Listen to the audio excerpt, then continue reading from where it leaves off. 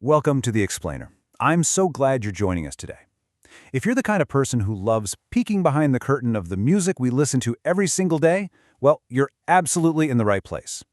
We're going to take a trip back in time, specifically to the disruptive, vibrant, and completely transformative musical landscape of 1967. We're going to look really closely at the anatomy of a true sonic revolution, psychedelic rock. But before we actually hit the 1960s, I've got a question for you. Why does so much modern music sound like, well, a dream? You know what I mean, right? Whether you're vibing to your favorite indie playlist, some modern alternative track, or even a cutting-edge hip-hop beat, you've definitely heard those spacey, floating, surreal sounds. Well, turns out we owe all of that to a massive artistic rebellion from decades ago.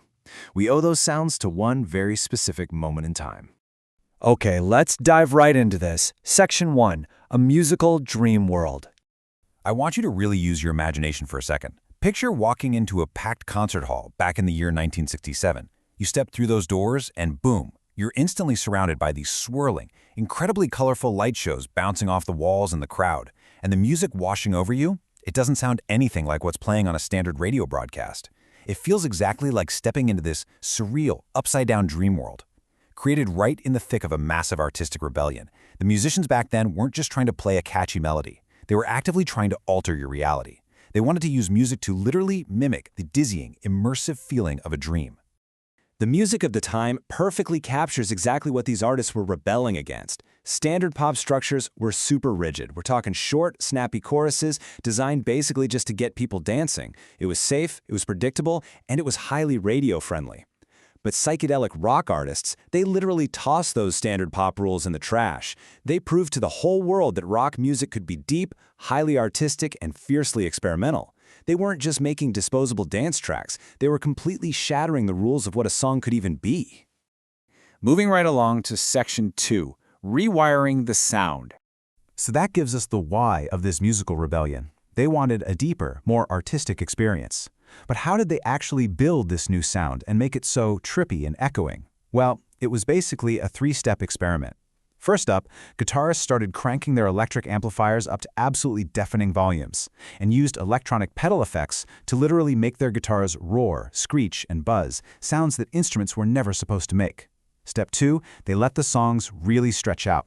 They completely ditched those short, tight pop choruses for massive drifting guitar solos that could go on, taking you on a journey.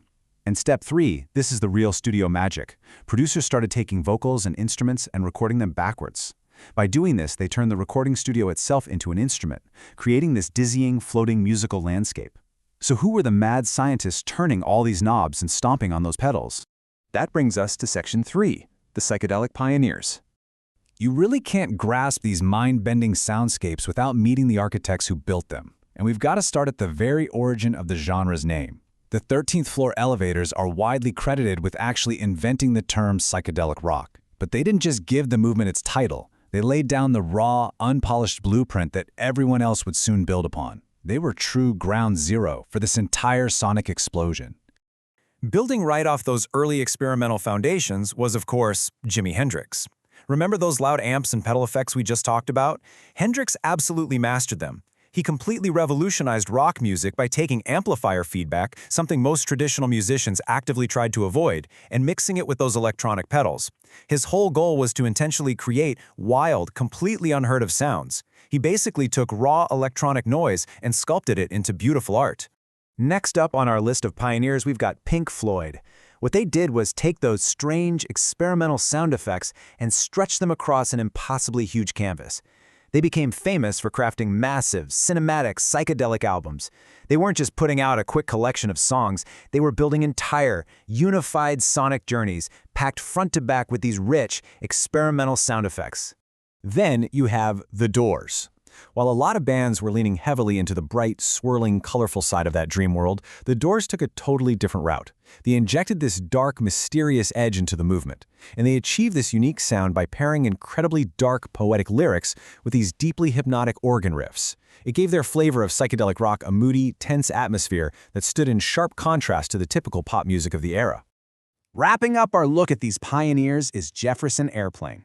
This San Francisco band did something really remarkable. They successfully pushed this highly experimental, dreamy, surreal sound right onto the mainstream radio charts. They proved definitively that you could break all the rigid rules of standard pop and still capture the attention of the chart-listening public.